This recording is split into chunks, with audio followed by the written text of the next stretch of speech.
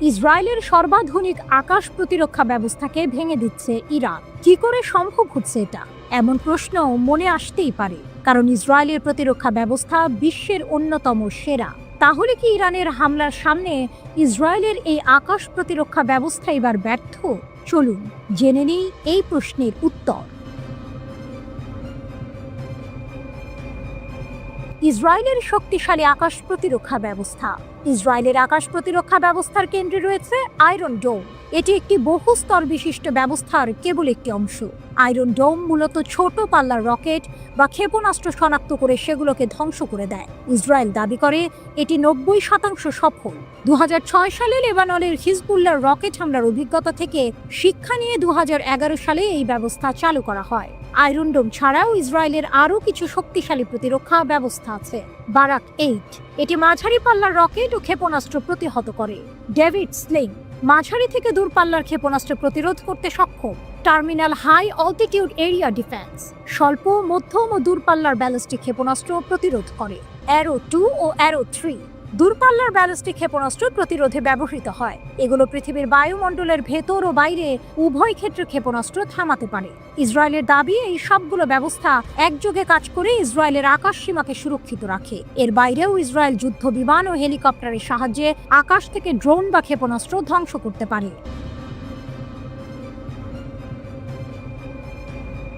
ইসরায়েলের প্রতিরক্ষা ব্যবস্থা যেভাবে কাজ করে। ইসরায়েলের আকাশ প্রতিরক্ষা ব্যবস্থা মূলত 3টি অংশে বিভক্ত: রাডার ব্যবস্থা, কমান্ড সেন্টার এবং প্রতিরোধী ক্ষেপণাস্ত্র সংবলিত লঞ্চার। যখন শত্রুপক্ষের কোনো ক্ষেপণাস্ত্র আসে, তখন রাডার সেটি শনাক্ত করে কমান্ড সেন্টারে তথ্য পাঠায়। কমান্ড সেন্টার দ্রুত বিশ্লেষণ করে সিদ্ধান্ত নেয় কোন ক্ষেপণাস্ত্রকে ধ্বংস করতে হবে। এরপর লঞ্চার থেকে প্রতিরোধী ক্ষেপণাস্ত্র ছোড়া হয়, যা ধেয়ে আসা ক্ষেপণাস্ত্রকে আঘাত করে ধ্বংস করে দেয়। কিন্তু এই ব্যবস্থাতেও কিছু সীমাবদ্ধতা আছে, কারণ ইসরায়েলের কাছে প্রতিরোধী ক্ষেপণাস্ত্রের সংখ্যা সীমিত। ঠিক কতগুলো আছে তা অবশ্য গোপন রাখা হয়েছে। কিভাবে ইসরায়েলের প্রতিরক্ষা ভেদ করছে ইরান? ইরানের হামলার পর দেখা গেছে কিছু ব্যালিস্টিক ক্ষেপণাস্ত্র ইসরায়েলের অত্যাধুনিক প্রতিরক্ষা ব্যবস্থাকে ভেদ করে লক্ষ্যবস্তুতে আঘাত করেছে। ইসরায়েলি সেনা কর্মকর্তাদের দাবি, তাদের প্রতিরক্ষা ব্যবস্থা 80 থেকে 90% সফল ছিল। এর অর্থ হলো কিছু ক্ষেপণাস্ত্র অবশ্যই তাদের প্রতিরক্ষা ভেদ করতে পেরেছে। বিশেষজ্ঞরা বলছেন ইরান কয়েকটি সম্ভাব্য উপায়ে এই কাজটি করেছে। অতিরিক্ত ড্রোন ও ক্ষেপণাস্ত্র ব্যবহার, এটি সবচেয়ে সাধারণ কৌশল। ইরান একসঙ্গে এত বেশি সংখ্যক ড্রোন ও ক্ষেপণাস্ত্র পাঠিয়েছে যে ইসরায়েলের সীমিত সংখ্যক প্রতিরোধী ক্ষেপণাস্ত্র সেগুলো আটকাতে পারেনি। যখন আক্রমণ প্রতিহতকারী ক্ষেপণাস্ত্রের মজুদ কমে যায়, তখন সব ক্ষেপণাস্ত্র ঠেকানো সম্ভব হয় না। হাইপারসনিক ক্ষেপণাস্ত্র, ইরানের হাতে এখন এমন হাইপারসনিক ক্ষেপণাস্ত্র রয়েছে যা শব্দের চেয়ে 5 গুণ দ্রুত গতিতে ছুটতে পারে এবং বাজপথে দিক পরিবর্তন করতে পারে। যেমন ইরানের ফাত্তাহ 2 ক্ষেপণাস্ত্রে হাইপারসনিক গ্লাইড ভেহিকল ব্যবহার করা হয়েছে। এগুলো এত দ্রুত এবং অপ্রত্যাশিত গতিপথে চলে যে ইসরায়েলের প্রতিরক্ষা ব্যবস্থার জন্য এগুলোকে শনাক্ত ও প্রতিহত করার সময় খুব কম থাকে। ক্রুজ ক্ষেপণাস্ত্র, ইরান ক্রুজ ক্ষেপণাস্ত্র ব্যবহার করেছে, যা ব্যালিস্টিক ক্ষেপণাস্ত্রের চেয়ে কম উচ্চতায় এবং ধীর গতিতে ওড়ে। অনেকটা চালকবিহীন বিমানের মতো হওয়ার কারণে এগুলো রাডারে সহজে ধরা পড়ে না, ফলে প্রতিহত করা কঠিন হয়ে যায়। আরও চ্যালেঞ্জের মুখে আকাশ প্রতিরক্ষা ব্যবস্থা। ইসরায়েলের আকাশ প্রতিরক্ষা ব্যবস্থাকে আরও বিপদে ফেলার জন্য ইরান কিছু চালাক কৌশলও ব্যবহার করতে পারে। ইরান আসল ক্ষেপণাস্ত্রের পাশাপাশি দেখতে একই রকম কিছু বস্তু বা টোপ পাঠাতে পারে। রাডারে এগুলো হুমকি হিসেবে ধরা পড়লেও আসলে এগুলো হামলা করার জন্য নয়। এই টোপগুলো মূলত প্রতিরোধী ক্ষেপণাস্ত্রের মজুদ শেষ করার জন্য ব্যবহার করা হয়, যাতে আসল ক্ষেপণাস্ত্রগুলো বাধাহীনভাবে লক্ষ্যস্থলে পৌঁছাতে পারে। কিছু ক্ষেপণাস্ত্র বিশেষ প্রযুক্তি দিয়ে তৈরি করা হয়, যা রাডারের চোখ এড়াতে পারে, ফলে প্রতিরক্ষা ব্যবস্থা সেগুলোকে শনাক্ত করতে ব্যর্থ হয়।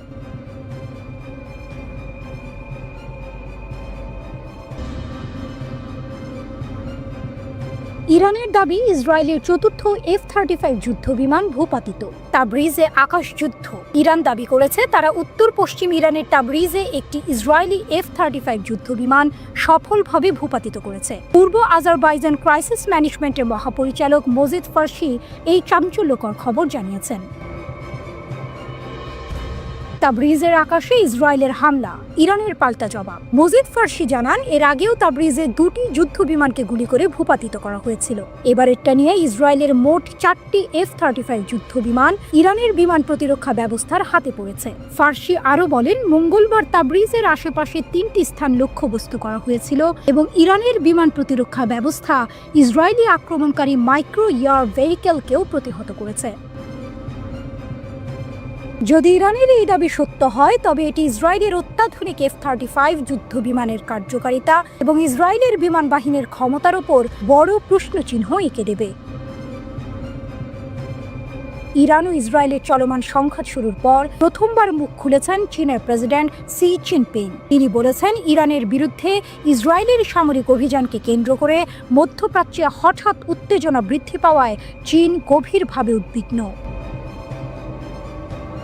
চীনের রাষ্ট্রীয় সংবাদ সংস্থা সিনহুয়ার বরাত দিয়ে CNN এর প্রতিবেদনে একথা বলা হয়েছে। ইরানের গুরুত্বপূর্ণ কূটনৈতিক ও অর্থনৈতিক মিত্র চীন। চীনের প্রেসিডেন্ট বলেন, চীন অন্য কোনো দেশের সার্বভৌমত্ব, নিরাপত্তা ও আঞ্চলিক অখণ্ডতা লঙ্ঘনকারী যে কোনো কর্মকাণ্ডের বিরোধিতা করে। তিনি আরও বলেন, সামরিক সংঘাত কোনো সমস্যার সমাধান নয়। আঞ্চলিক উত্তেজনা বাড়ানো আন্তর্জাতিক সম্প্রদায়ের সম্মিলিত স্বার্থে নয়।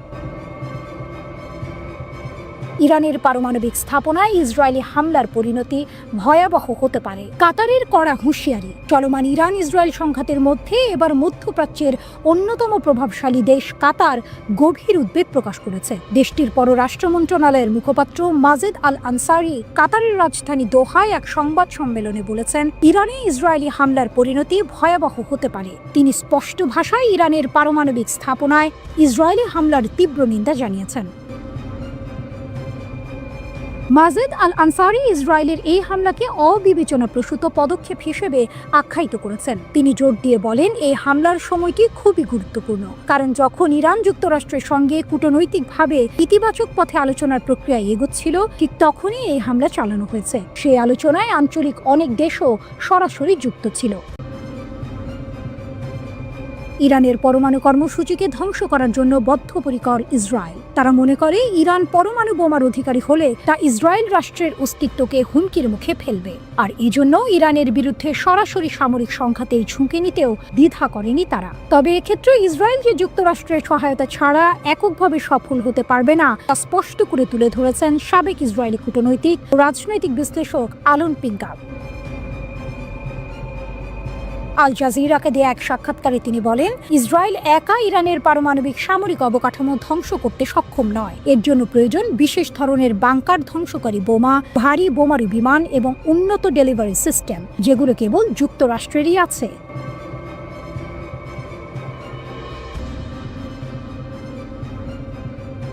ইসরায়েলের আয়রন ডোম ভেঙে পড়েছে, আতঙ্ক আর অবিশ্বাসের নতুন বাস্তবতা। ইরানের একের পর এক ক্ষেপণাস্ত্র হামলা ইসরায়েলের নিরাপত্তা ব্যবস্থাকে প্রশ্নের মুখে দাঁড় করিয়ে দিয়েছে। যে আয়রন ডোম নিয়ে ইসরায়েল এত গর্ব করত, সেই প্রতিরক্ষা ব্যবস্থার কার্যকারিতা নিয়ে এখন খোদ ইসরায়েলিদের মধ্যেই তৈরি হয়েছে গভীর অবিশ্বাস।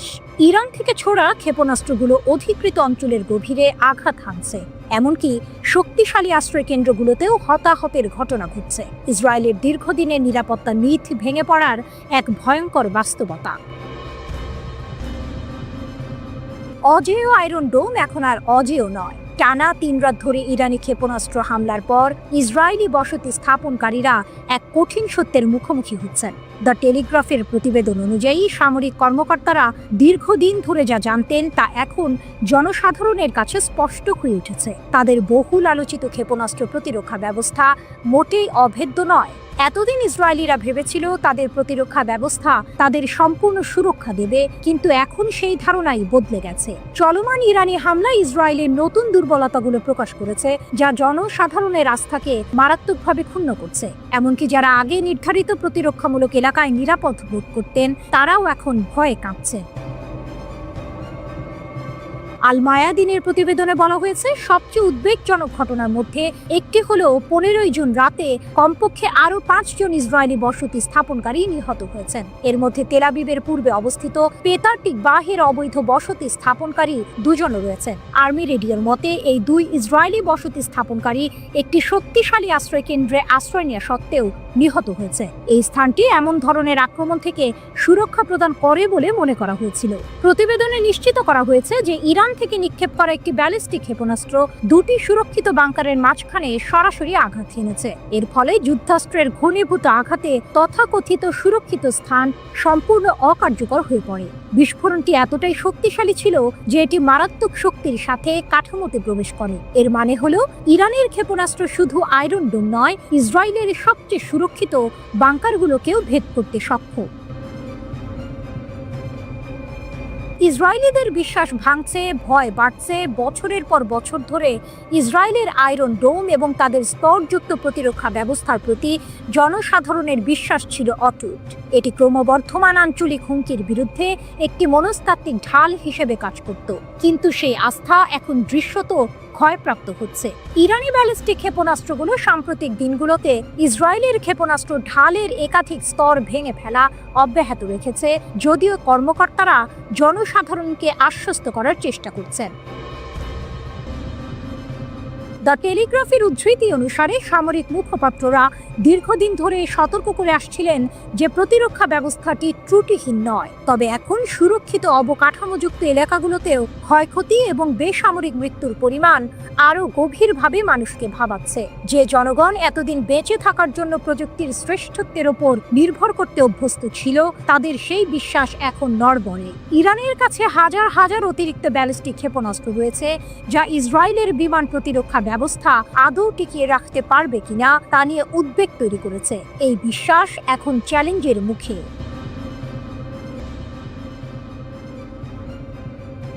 ইরান ইসরায়েলি সংখ্যা, অব্যবহৃত ক্ষেপণাস্ত্র, শক্তির হুঁশিয়ারি। ইসরায়েলের কি হবে? ইরান আবারও এক মারাত্মক হুঁশিয়ারি দিয়েছে, যা ইসরায়েলের রাতের ঘুম হারাম করে দিবে। Islamic revolutionary guard corps IRGC এর নবনিযুক্ত commander brigadier general Mohammad Pakpour ঘোষণা করেছেন, তেল আবিব হামলা বন্ধ করুক বা না করুক, ইরান ইসরায়েলি দখলদারিত্বের বিরুদ্ধে সামরিক অভিযান চালিয়ে যাবে। প্রতিশোধের আগুন যতক্ষণ না ইসরায়েল ভেঙে পড়ছে। ইসরায়েলি হামলায় নিহত হওয়া জেনারেল হোসেন সালামির স্থলাভিষিক্ত হয়েছেন পাকপুর। তিনি পরিষ্কার জানিয়েছেন, ইরানের প্রতিক্রিয়া এখনো শেষ হয়নি। ইসরায়েলি হামলা বন্ধ হলেও আমরা শেষ পর্যন্ত আমাদের মিশন চালিয়ে যাব। এই কথাগুলো ইসরায়েলের জন্য এক স্পষ্ট বার্তা। পাকপুর আরও বলেছেন, ইরানি হামলায় ইসরায়েলের যে ক্ষতি হয়েছে তা তারা যা স্বীকার করেছে তার চেয়ে অনেক বেশি। আমরা ইসরায়েলি সত্তার গুরুত্বপূর্ণ এলাকা ধ্বংস করেছি এবং তাদের আগ্রাসনের প্রতিশোধ নিতে আমাদের প্রচেষ্টা অব্যাহত রাখব। তার এই বক্তব্য ইসরায়েলিদের জন্য এক নতুন আশঙ্কার জন্ম দিচ্ছে। অব্যবহৃত কৌশলগত ক্ষমতা, ইসরায়েলের ঘুম ভাঙছে। IRGC কমান্ডারের একজন জ্যেষ্ঠ উপদেষ্টা তাসনিম সংবাদ সংস্থাকে জানিয়েছেন, ইরান সম্ভাব্য সকল পরিস্থিতির জন্য প্রস্তুত এবং ইসলামিক প্রজাতন্ত্রের ক্ষেপণাস্ত্র সরবরাহ কমে যাচ্ছে এমন গুজব উড়িয়ে দিয়েছেন। তিনি জোর দিয়ে বলেছেন যে ইরান এখনও তার কৌশলগত ক্ষেপণাস্ত্র অস্ত্রাগার মোতায়েন করেনি। আমাদের ক্ষেপণাস্ত্র মজুদ কমে যাওয়ার কথা বলা একটি রসিকতা ছাড়া আর কিছুই নয়, উপদেষ্টা বলেছেন। এর মানে হলো ইরান তার সবচেয়ে শক্তিশালী ক্ষেপণাস্ত্রগুলো এখনো ব্যবহার করেনি। যুদ্ধক্ষেত্রে উন্নত সরঞ্জাম স্থানান্তর তখনই ঘটবে যখন নেতৃত্ব এটিকে উপযুক্ত মনে করবে। উপদেষ্টা আরও প্রতিজ্ঞা করে বলেছেন, আমাদের নতুন প্রজন্মের ক্ষেপণাস্ত্রগুলি একটি বৃহত্তর উন্নত ব্যবস্থার একটি উপাদান মাত্র। তিনি প্রতিশ্রুতি দিয়েছেন যে অদূর ভবিষ্যতে বিশ্ব বিভিন্ন ক্ষেত্রে ইরানের গুণগত সামরিক সক্ষমতার একটি অংশ প্রত্যক্ষ করবে। তার শেষ কথাটি ছিল আরও ভয়ঙ্কর, ইরানের হাত সকল ফ্রন্টে ইসরায়েলি শত্রুকে দুর্বল করার জন্য সম্পূর্ণ উন্মুক্ত। এই বক্তব্যগুলো ইসরায়েলকে স্পষ্টতই এক গভীর সংকটের মুখে দাঁড় করিয়ে দিয়েছে। তাদের আয়রন ডোম যখন ইরানের প্রাথমিক হামলায় ঠেকাতে পারছে না, তখন এই অব্যবহৃত ক্ষেপণাস্ত্র শক্তি ইসরায়েলের জন্য কি নিয়ে আসবে তা ভেবেই আতঙ্কিত হচ্ছে তেল আবিব। IRGC নিশ্চিত করেছে তারা অপারেশন ট্রু প্রমিস 3 এর সর্বশেষ ধাপে ইসরায়েলি সরকারের কমান্ড অ্যান্ড কন্ট্রোল সিস্টেমগুলিকে লক্ষ্যবস্তু করেছে। সামরিক বাহিনী জোর দিয়ে বলেছে যে এই পর্যায়টি তাদের প্রতিশোধমূলক ক্ষেপণাস্ত্র অভিযানের আরও তীব্র পর্যায়ের সূচনা করেছে। এক বিবৃতিতে আইআরজিসির অ্যারোস্পেস ফোর্স ঘোষণা করেছে, নতুন এই অভিযানটি উদ্ভাবনী কৌশল এবং উন্নত গোয়েন্দা সমন্বয় ব্যবহার করে ইসরায়েলি দখলদার বাহিনীর কমান্ড এবং নিয়ন্ত্রণ অবকাঠামোকে লক্ষ্য করেছে। এখানেই এক অবিশ্বাস্য ঘটনা ঘটেছে। বিবৃতিতে বলা হয়েছে, এই অভিযান দখলদার বাহিনীর নিরাপত্তা ব্যবস্থার মধ্যে মারাত্মক বিশৃঙ্খলা সৃষ্টি করেছে, যার ফলে ইসরায়েলি বিমান প্রতিরক্ষা ব্যবস্থা ভুল করে একে অপরের ওপর গুলি চালিয়েছে। এটি ইসরায়েলের জন্য এক চরম লজ্জার এবং সামরিক ব্যর্থতার প্রমাণ। বিবৃতিতে জোর দিয়ে বলা হয়েছে, মার্কিন যুক্তরাষ্ট্র এবং পশ্চিমা মিত্রদের পূর্ণ সামরিক ও প্রযুক্তিগত সহায়তা সত্ত্বেও ইরানের ক্ষেপণাস্ত্রগুলো অসাধারণ নির্ভুলতা এবং সাফল্যের সাথে দখলদার অঞ্চলের অভ্যন্তরে লক্ষ্যবস্তুতে আঘাত করেছে।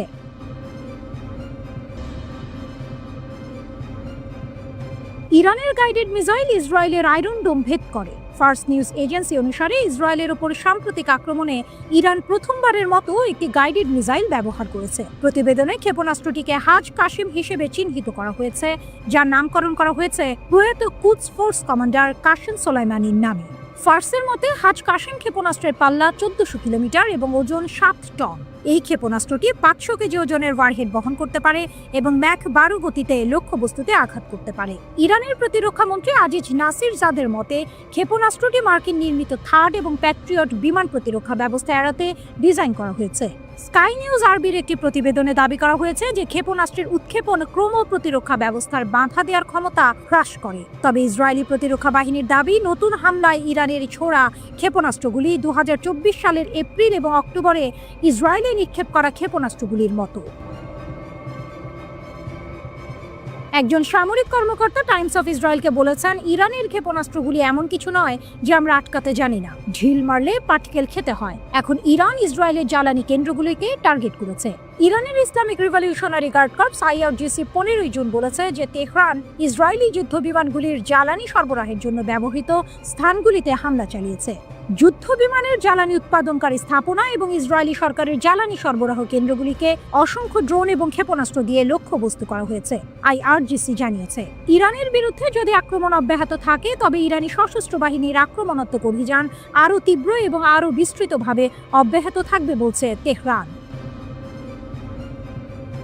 ইরানি সংবাদ মাধ্যম দাবি করেছে যে দেশটির বিমান প্রতিরক্ষা ব্যবস্থা তৃতীয় মার্কিন নির্মিত Israeli F-35 stealth fighter jet ভূপাতিত করেছে, যদিও কোনো প্রমাণ বা ফুটেজ প্রকাশ করা হয়নি।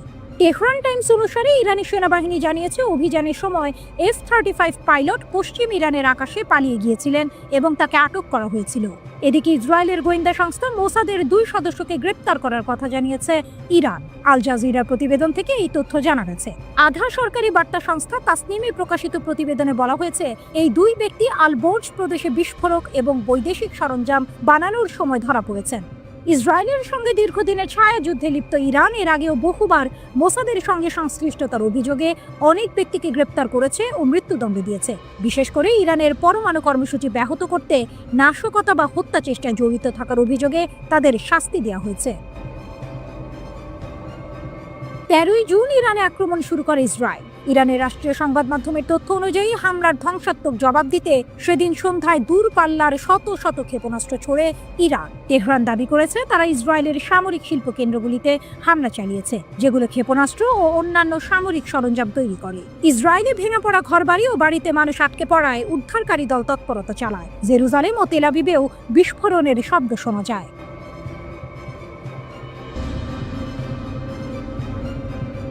পুরো ইসরায়েল জুড়ে ইরানের হামলা। ইরান নতুন ক্ষেপণাস্ত্র হামলায় তেল আবিবকে পুড়িয়ে দিয়েছে। সাইরেন ও ধ্বংস। ইসরায়েলের বিরুদ্ধে প্রথমবারের মতো হজ কাশিম ক্ষেপণাস্ত্রের খেলা দেখালো ইরান। ইরানের কাছে ইসরায়েল তৃতীয় মার্কিন নির্মিত F-35 জেট হারিয়েছে। আরেক পাইলট আটক। সংঘর্ষ। ইরানের প্রাণঘাতী ড্রোন বনাম ইসরায়েলের অ্যাপাচি আক্রমণকারী চপার। 2 চিরপ্রতিদ্বন্দ্বীর মধ্যে টানা তৃতীয় দিনে প্রবেশের সাথে সাথে ইরান 15 জুন ভোরে ইসরায়েলের নতুন করে ক্ষেপণাস্ত্র হামলা চালিয়েছে। অপারেশন ট্রু প্রমিস 3 এর একটি নতুন ঢেউ শুরু হয়। ইরানের রাষ্ট্রীয় টিভি ইসরায়েলের উপর আক্রমণ শুরুর ঘোষণা দেওয়ার সময় ইসরায়েলি আকাশ তেহরানের ক্ষেপণাস্ত্রে আলোকিত হওয়ার সরাসরি ফুটেজ সম্প্রচার করেছে। ইসরায়েল জানিয়েছে সন্ধ্যা এবং রাতের মধ্যে ইরান থেকে একাধিক লক্ষ্যবস্তুতে 2টি ক্ষেপণাস্ত্র এবং ড্রোন নিক্ষেপ করা হয়েছে। ওয়াইনেট অনুসারে লক্ষ্যবস্তুগুলির মধ্যে ছিল তামরা, বাতিয়াম এবং রেহোভোট। প্রতিটি ব্যারেজে 35 থেকে 50টি ক্ষেপণাস্ত্র বহন করার কথা রয়েছে বলে জানা গেছে। ইসরায়েলি কর্তৃপক্ষ দাবি করেছে প্রায় 100টি ক্ষেপণাস্ত্র এবং ডজন ডজন মনুষ্যবিহীন বিমান ইউএভি প্রতিহত করা হয়েছে। জেরুজালেম এবং তেল আবিব জুড়ে বিমান হামলার সাইরেন এবং গর্জন প্রতিধ্বনিত হয়েছিল, যার ফলে আক্রমণের সময় লক্ষ লক্ষ লোক আশ্রয় কেন্দ্রে ছুটে যেতে বাধ্য হয়েছিল। ইসরায়েলি সেনাবাহিনী এক্সে লিখেছে যে কয়েক ডজন শহর এবং সম্প্রদায় জুড়ে লক্ষ লক্ষ লোক সাইরেন বাজানোর সাথে সাথে আশ্রয়ের জন্য ছুটে যাচ্ছিল। তেল আবিবের কাছে রামাত গানি শহরে এএফপি ছবিতে ইরানের প্রথম আক্রমণের পর ধ্বংসস্তূপে ভরা ভবন, ধ্বংসপ্রাপ্ত যানবাহন এবং রাস্তাঘাট দেখা গেছে। ইরানের সরকারি আরবি সংবাদ সংস্থা রকেট ইমোজি সহ রিপোর্ট করেছে তেল আবিব জ্বলছে। ইসরায়েলি জরুরি পরিষেবা অনুসারে রাতভর ইরানি হামলায় কমপক্ষে 8 জন নিহত হয়েছে। ব্যাগেন ডেভিড আদমের একজন মুখপাত্র চ্যানেল 12কে জানিয়েছেন ইরানের হামলার প্রায় 200 জন আহত হয়েছেন এবং 35 জন নিখোঁজ রয়েছে। ইরানের রাষ্ট্রীয় গণমাধ্যম নতুন করে দফায় দফায় ব্যালিস্টিক ক্ষেপণাস্ত্র ইসরায়েলি ছোড়ার খবর জানিয়েছে। ইসরায়েলের প্রতিরক্ষা বাহিনী আইডিএফ জানিয়েছে ইরানের ছোড়া ক্ষেপণাস্ত্র শনাক্ত হওয়ার পর দেশ জুড়ে বেশ কয়েকটি এলাকায় সতর্কতা সাইরেন বেজে উঠেছে। 13 জুন ইরানের বিরুদ্ধে সবচেয়ে বড় সামরিক অভিযান শুরু করে ইসরায়েল। তাদের দাবি ইরান যাতে পারমাণবিক অস্ত্র তৈরি করতে না পারে এবং ব্যালিস্টিক ক্ষেপণাস্ত্র সক্ষমতা হারায় সেই লক্ষ্যেই এই হামলা চালানো হয়েছে। দুই দেশের মধ্যে পাল্টাপাল্টি ক্ষেপণাস্ত্র হামলায় উভয় পক্ষেই বেসামরিক নাগরিক নিহতের ঘটনা ঘটেছে। ইরানের প্রেসিডেন্ট মাসুদ পেজেশকিয়ান বলেছেন ইসরায়েলের হামলা চলতে থাকলে তাদেরকে আরও কঠোর জবাব দেওয়া হবে। ওদিকে ইসরায়েলি প্রধানমন্ত্রী বেনিয়ামিন নেতানিয়াহু বলেছেন ইরানের হামলায় ইসরায়েলি নাগরিকদের মৃত্যুর জন্য তেহরানকে চরম মূল্য দিতে হবে। ইরানের রাষ্ট্রীয় সংবাদ সংস্থা IRN এর বরাত দিয়ে আল জাজিরা জানিয়েছে তেহরানে একাধিক গাড়ি বোমার বিস্ফোরণ ঘটিয়েছে ইসরায়েলি সম্পৃক্ত নাশকতাকারীরা। এর কিছুক্ষণ পর ইসরায়েলের দিকে লক্ষ্য করে অন্তত 50টি ব্যালিস্টিক ক্ষেপণাস্ত্র নিক্ষেপ করা হয়েছে।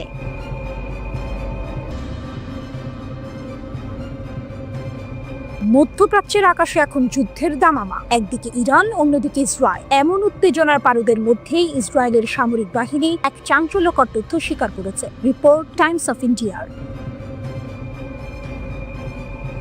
তারা জানিয়েছে ইরানের হামলার আগে তাদের অত্যাধুনিক সতর্কতা ব্যবস্থা সম্পূর্ণরূপে ব্যর্থ হয়েছে। এই ঘটনায় ইসরায়েলিদের মধ্যে যেমন ক্ষোভ সৃষ্টি করেছে, তেমনি আন্তর্জাতিক মহলেও প্রশ্ন উঠেছে ইসরায়েলের প্রতিরক্ষা ব্যবস্থা নিয়ে। অন্ধকারে ইসরায়েলিরা সাইরেন বাজলেও কিন্তু সতর্কবার্তা কই। ঘটনার সূত্রপাত হয় যখন মধ্য ইসরায়েলে ইরানি ক্ষেপণাস্ত্র আঘাত হানে। প্রচন্ড বিস্ফোরণে কেঁপে ওঠে তেল আবিব সহ বিস্তীর্ণ অঞ্চল। কিন্তু চমকপ্রদ ব্যাপার হলো স্থানীয় বাসিন্দারা জানিয়েছেন বিস্ফোরণের আগে তারা কোনো ধরনের পূর্ব সতর্কতা পাননি। তাদের অভিযোগ বিস্ফোরণের শব্দ শোনার পর কেবল বিমান হামলার সাইরেন বেজেছে, যার কোনো উপযোগিতা ছিল না। আমরা কেবল বিস্ফোরণের শব্দ শুনেছি, তারপর সাইরেন বেজেছে, বলেছিলেন এক আতঙ্কিত ইসরায়েলি নাগরিক। ইসরায়েলের প্রতিরক্ষা বাহিনী আইডিএফ এই ব্যর্থতার কথা স্বীকার করে নিয়েছে। তারা জানিয়েছে ইরানের সঙ্গে চলমান উত্তেজনার মধ্যেই এই সতর্কতা ব্যবস্থার ত্রুটি নিয়ে গভীর তদন্ত শুরু হয়েছে। এই ঘটনা শুধু একটি প্রযুক্তিগত ব্যর্থতা নয়, বরং ইসরায়েলি জনগণের নিরাপত্তার বিষয়ে বড় ধরনের উদ্বেগ জন্ম নিয়েছে। মেসার ইসের প্রথম পরীক্ষা নাকি প্রথম ব্যর্থতা? এই হামলার ঘটনায় ইসরায়েলের নতুন ব্যক্তিগত বার্তা প্ল্যাটফর্ম হিব্রুতে, যা মেসার ইসি নামে পরিচিত, সেটির প্রথম পূর্ণাঙ্গ ব্যবহার হয়েছিল। এই সিস্টেমটি মোবাইল ফোনে সরাসরি সতর্কতা পাঠানোর জন্য সেল ব্রডকাস্ট প্রযুক্তি ব্যবহার করে। এর বিশেষত্ব হলো এটি কাজ করার জন্য কোনো অ্যাপ, ইন্টারনেট বা সাইন আপের প্রয়োজন নেই। হুমকিপ্রাপ্ত এলাকার কাছাকাছি থাকা ফোনে স্বয়ংক্রিয়ভাবে একটি উচ্চস্বরের ও স্বতন্ত্র জরুরি সুরের সঙ্গে বার্তাটি প্রদর্শিত হওয়ার কথা। গত 17 এপ্রিল ইয়েমেন থেকে ক্ষেপণাস্ত্র হুমকির সময় এই সিস্টেমটির একটি আংশিক পরীক্ষা করা হয়েছিল। সেই পরীক্ষায় এটি কার্যকর বলে মনে করা হয়েছিল, কিন্তু শনিবারের হামলায় দেখা গেল এর অনেক ফাঁক ফোকর। হাজার হাজার ইসরায়েলি কোনো সতর্কবার্তা পাননি, যা এই নতুন ব্যবস্থার কার্যকারিতা নিয়ে বড় প্রশ্ন তুলেছে। কেন ব্যর্থ হলো এই অত্যাধুনিক ব্যবস্থা? আইডিএফ এখন চুলচেরা বিশ্লেষণ করছে কেন এমনটা হলো। তারা খতিয়ে দেখছে এটি কি শুধুই কোনো কারিগরি ত্রুটি নাকি এর পেছনে মানবিক ভুল দায়ী। আরেকটি গুরুত্বপূর্ণ বিষয় যা তদন্ত করা হচ্ছে তা হলো ব্যাপক রকেট হামলা কি সিস্টেমের ধারণ ক্ষমতাকে অতিরিক্ত চাপিয়ে দিয়েছে, অর্থাৎ একসঙ্গে এত বেশি বার্তা পাঠানোর চেষ্টা করায় সিস্টেম কি আর কাজ করতে পারেনি। সামরিক কর্মকর্তারা প্রতিশ্রুতি দিয়েছেন যে তদন্ত শেষ হওয়ার পর তারা বিস্তারিত ফলাফল প্রকাশ করবেন। এই ঘটনার জেরে ইসরায়েলি সেনাবাহিনীর ওপর চাপ সৃষ্টি হয়েছে। ইসরায়েলিরা জানতে চায় তাদের নিরাপত্তার জন্য যে কোটি কোটি টাকা খরচ করে অত্যাধুনিক ব্যবস্থা তৈরি করা হয়েছে তা কেন চরম মুহূর্তে তাদের রক্ষা করতে পারল না। এই ব্যর্থতা ইসরায়েলের প্রতিরক্ষা ব্যবস্থার দুর্বলতাগুলো উন্মোচন করে দিয়েছে। একই সাথে একটি ইঙ্গিত দিয়েছে আধুনিক যুদ্ধে শুধুমাত্র অত্যাধুনিক প্রযুক্তি থাকলে হয় না, সেগুলোর সঠিক এবং নিরবিচ্ছিন্ন কার্যকারিতাও নিশ্চিত করতে হয়।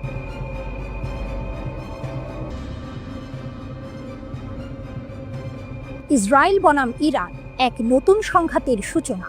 তেহরানে বিস্ফোরণের প্রথম খবর ছড়িয়ে পড়তেই সবার মনে একটাই প্রশ্ন, এটা কি তাহলে শুরু হলো? ইসরায়েল ইরানের পারমাণবিক স্থাপনাগুলিতে হামলা চালিয়েছে। বছরের পর বছর ধরে চলা জল্পনা কল্পনার অবসান ঘটিয়ে ইসরায়েল প্রমাণ করে দিল তারা যে কোনো সময় ইরানের গভীরে আঘাত হানতে সক্ষম। আটলান্টিক কাউন্সিলের বিশ্লেষণ। অপ্রত্যাশিত হামলা, ইসরায়েলের মাস্টার স্ট্রোক। ইসরায়েলের এই হামলা ছিল সম্পূর্ণ অপ্রত্যাশিত। ট্রাম্পের ঘোষণা ছিল, আমি বলতে চাই না আক্রমণ আসন্ন। সবাই ভেবেছিল এই সপ্তাহান্তে ওমানে মার্কিন ইরান আলোচনা হবে, তার আগে ইসরায়েল কিছু করবে না। কিন্তু ইসরায়েল সেই ধারণাকে ভুল প্রমাণ করে দিল। এই হামলা প্রমাণ করে ইসরায়েল ইরানের পারমাণবিক কর্মসূচি নির্মূল করতে বদ্ধপরিকর। শুধু তাই নয়, তারা ইরানের পাল্টা আক্রমণের ক্ষমতাকেও দুর্বল করতে চেয়েছে। হামলার লক্ষ্যবস্তু ছিল অনেক, একাধিক পারমাণবিক স্থাপনা, সামরিক কেন্দ্র, এমনকি সিনিয়র আইআরজিসি কমান্ডার এবং পারমাণবিক বিজ্ঞানীরাও বাদ যাননি। ইসরায়েল এমন সময় হামলা চালিয়েছে যখন ইরানের পারমাণবিক অবকাঠামো খুব উন্নত বা সুরক্ষিত ছিল না। ট্রাম্পের স্বপ্নভঙ্গ, আমেরিকার নতুন চ্যালেঞ্জ। ট্রাম্পের স্বপ্ন ছিল নিষেধাজ্ঞার মাধ্যমে ইরানের পারমাণবিক কর্মসূচি বন্ধ করা, কিন্তু ইসরায়েলের এই হামলা সেই স্বপ্নকে প্রায় মৃত করে দিয়েছে। এখন প্রশ্ন হলো, মার্কিন যুক্তরাষ্ট্র কি এমন এক যুদ্ধে জড়িয়ে পড়বে যা তারা চায় না? মার্কিন প্রেসিডেন্টকে এখন সিদ্ধান্ত নিতে হবে তেহরানের ভূগর্ভস্থ পারমাণবিক স্থাপনা ধ্বংস করার জন্য মার্কিন যুক্তরাষ্ট্রের অনন্য ক্ষমতা ব্যবহার করবেন কিনা। এই সিদ্ধান্ত তার উপদেষ্টা এবং রাজনৈতিক ভিত্তিকে বিভক্ত করে দেবে। অনেকেই হয়তো সন্দেহ করবেন নেতানিয়াহু তাকে যুদ্ধে টেনে আনার চেষ্টা করছেন। মার্কিন ইসরায়েল সম্পর্কে ফাটল। এই হামলার ফলে মার্কিন ইসরায়েল সম্পর্কের আস্থা ও সমন্বয়ের ওপর দীর্ঘস্থায়ী প্রভাব পড়তে পারে। ভবিষ্যতে ইরানের সাথে সংঘাত, পরবর্তী মার্কিন ইসরায়েল সামরিক সহায়তা চুক্তি এবং গাজা যুদ্ধের অবসানের ওপর এর প্রভাব পড়বে। মার্কিন যুক্তরাষ্ট্র এমন একটি যুদ্ধে জড়াতে চায় না, কিন্তু ইসরায়েলের বিরুদ্ধে ইরানের সরাসরি প্রতিশোধের অর্থ হবে ওয়াশিংটনের অজড়িত থাকা অসম্ভব। ইসরায়েল তখন প্রতিশোধ এবং পাল্টা প্রতিশোধের এক চক্রে জড়িয়ে পড়বে, যার জন্য মার্কিন সামরিক সরবরাহ, গোয়েন্দা সহায়তা এবং কূটনৈতিক সহায়তা প্রয়োজন হবে। উপসাগরীয় দেশগুলো চিন্তিত। এখন পর্যন্ত এমন কোনো প্রমাণ নেই যে ইসরায়েল তাদের আকাশসীমা ব্যবহার করার সময় উপসাগরীয় দেশগুলো বাধা দিয়েছে। পরবর্তী পদক্ষেপ, ইরান কি করবে? এখন সবচেয়ে বড় প্রশ্ন হলো, ইরান কি করবে? তারা কি ইসরায়েল এবং মার্কিন যুক্তরাষ্ট্র উভয়ের ওপরই ভারী ক্ষয়ক্ষতি নির্ধারণের চেষ্টা করবে? ইরান যদি প্রতিশোধ নেয় তবে মধ্যপ্রাচ্যে এক নতুন সংঘাতের আগুন জ্বলে উঠতে পারে, যা পুরো অঞ্চলকে অস্থিতিশীল করে তুলবে। ইরানের Islamic revolutionary guard corps IRGC এর নতুন প্রধান মোহাম্মদ পাকপুর একটি বিবৃতি দিয়েছেন। তার পূর্বসূরি ইসরায়েলি হামলায় নিহত হওয়ার পর তিনি এই মন্তব্য করেন। পাকপুর বলেছেন, ইসরায়েলকে একটি তিক্ত ও বেদনাদায়ক পরিণতি ভোগ করতে হবে, যার বিশাল ধ্বংসাত্মক পরিণতি হবে। বিবৃতিতে আরো বলা হয়েছে, ইরান এই হামলায় নিহতদের প্রতিশোধ নেবে। পাকপুর জোর দিয়ে বলেছেন, ইসরায়েল ইরানের জাতীয় নিরাপত্তা এবং আঞ্চলিক অখণ্ডতা লঙ্ঘন করছে।